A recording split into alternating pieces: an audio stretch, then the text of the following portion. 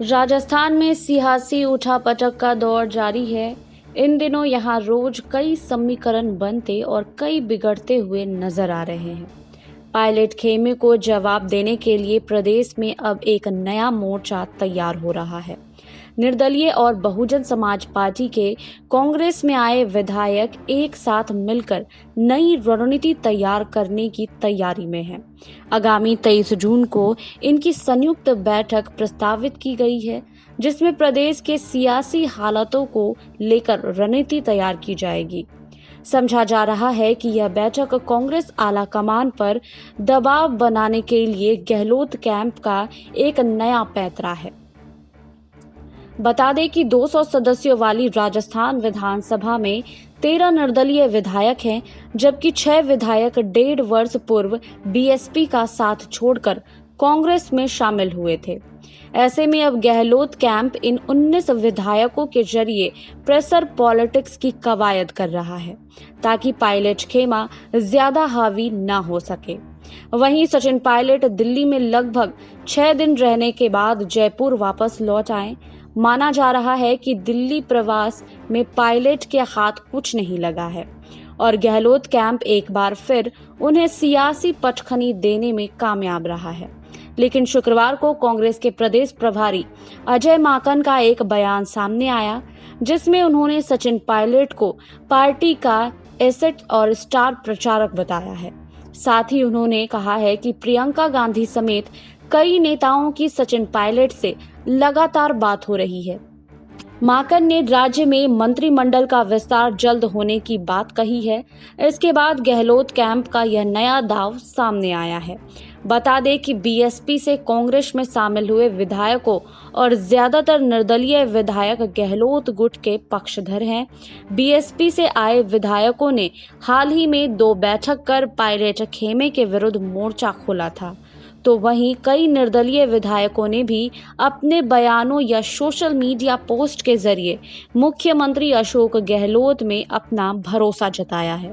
वहीं आपको बता दें कि पायलट गुट के विधायक ने कुछ दिनों पहले ही पायलट का समर्थन किया था। प्रदेश में पिछले कुछ दिनों से सियासी बयानबाजी का दौर जारी है। इसी को लेकर एक बार फिर सचिन पायलट गुट के विधायक वेद प्रकाश सोलंकी ने अपनी ही सरकार पर निशाना साधा था। इस बार उन्होंने SC/ST वर्ग के साथ भेदभाव के मुद्दों, राजनीतिक नियुक्तियों, मंत्रिमंडल विस्तार समेत कई मामलों में सरकार पर पार्टी को कमजोर करने का आरोप लगाया था। उन्होंने कहा कि तमाम मामलों में सरकार ने कार्यकर्ताओं की अनदेखी की है, इससे पार्टी कमजोर होती है। विधायक ने कहा था कि वह हमेशा पार्टी को मजबूत करने की बात करते रहेंगे। अगर यह बात करना गुनाह है तो मैं गुनाह ही सही। सोलंकी ने इस दौरान सीएम गहलोत को लेकर कहा कि पता नहीं क्यों इस बार सीएम अपने स्वभाव के विपरीत काम कर रहे हैं। वहीं राज्य सरकार ने पूर्व IAS GS संधू को UDH और LSG विभाग में सलाहकार नियुक्त किया। इससे पहले भी कई ब्यूरोक्रेट्स की राज्य सरकार ने राजनीतिक पदों पर नियुक्तियां की है। वहीं इसे लेकर अब सरकार पर चाकसू विधायक वेद प्रकाश सोलंकी ने निशाना साधा।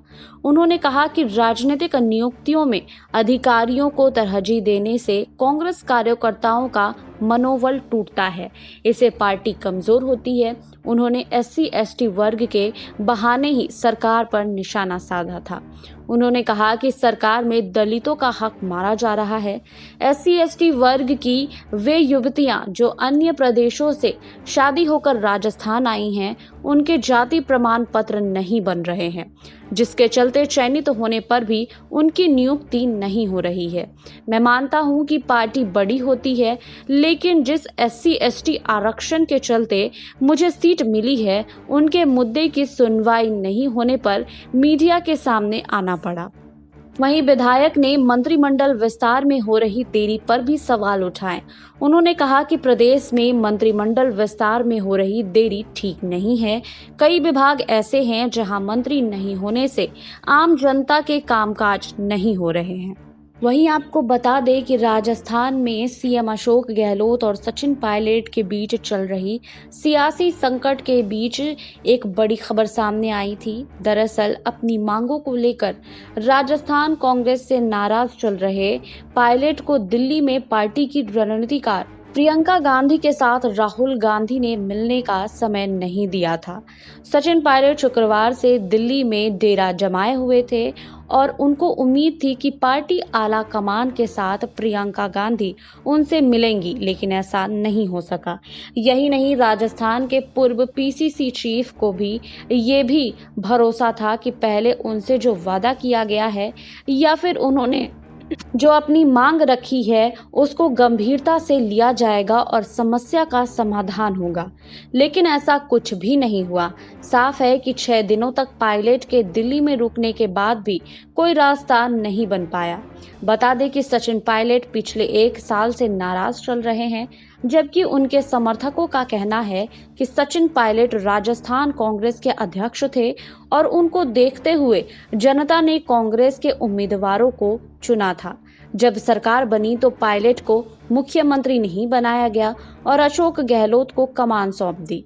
वहीं पूरी दमदारी से लड़ने वाले सचिन को डिप्टी सीएम बनाया गया। वैसे अशोक गहलोत को उनकी कुशल रणनीति और वरिष्ठता को देखते हुए पार्टी ने राजस्थान का सीएम बनाया था। वहीं सूत्र के मुताबिक पार्टी हाईकमान ने सचिन पायलट को साफ शब्दों में मैसेज दे दिया है कि राजस्थान में अशोक गहलोत मुख्यमंत्री बने रहेंगे और उन्हीं के नेतृत्व में सब कुछ होगा। हालांकि पायलट भविष्य के बड़े नेता हैं और उन्हें आगे मुख्यमंत्री बनने का मौका मिलेगा। यही नहीं, पार्टी को जब भी मौका मिला तो मंत्रिमंडल में या फिर संगठन में सचिन पायलट को पद दिया गया, लेकिन फिलहाल उन्हें इंतजार करना चाहिए। बहरहाल राजस्थान कांग्रेस में चल रही गुटबाजी थमने का नाम ही नहीं ले रही है। अब अंजाम क्या होगा यह देखना काफी दिलचस्प होगा। फिलहाल सचिन पायलट यह चाहते हैं कि मंत्रिमंडल का विस्तार हो, सरकार में 9 मंत्री के पद खाली हैं और उनके समर्थक विधायकों को मंत्रिमंडल में और सरकारी नियुक्तियों में जगह दी जाए, लेकिन ऐसा होता संभव नहीं दिख रहा है। अब बड़ा सवाल यह है कि अगर सचिन पायलट की मांगे पूरी नहीं होती है तो वो क्या करेंगे। वहीं प्रियंका और राहुल गांधी का 6 दिन तक का इंतजार करने के बाद सचिन पायलट अपने दिल्ली स्थित 5 कैनिंग लेन आवास में सड़क मार्ग से जयपुर के लिए रवाना हो गए जबकि वह शाम तक जयपुर पहुंच गए, जहां उनके समर्थक विधायकों और कार्यकर्ता इंतजार कर रहे थे। वहीं सचिन जयपुर पहुंचकर क्या निर्णय लेते हैं या फिर अपने समर्थकों को कैसे मनाते हैं, ये अभी तक पूरा साफ नहीं हो सका है। यह देखना महत्वपूर्ण है कि कभी गांधी परिवार के करीबी और राहुल गांधी के राइट हैंड रहे सचिन पायलट अब समझ गए होंगे कि सियासत समय के साथ चलती है, अपने हिसाब से नहीं। आपको हमारी ये रिपोर्ट कैसी लगी हमें कमेंट बॉक्स में लिखिए। बाकी और खबरों के लिए जुड़े रहिए SPN 9 न्यूज के साथ।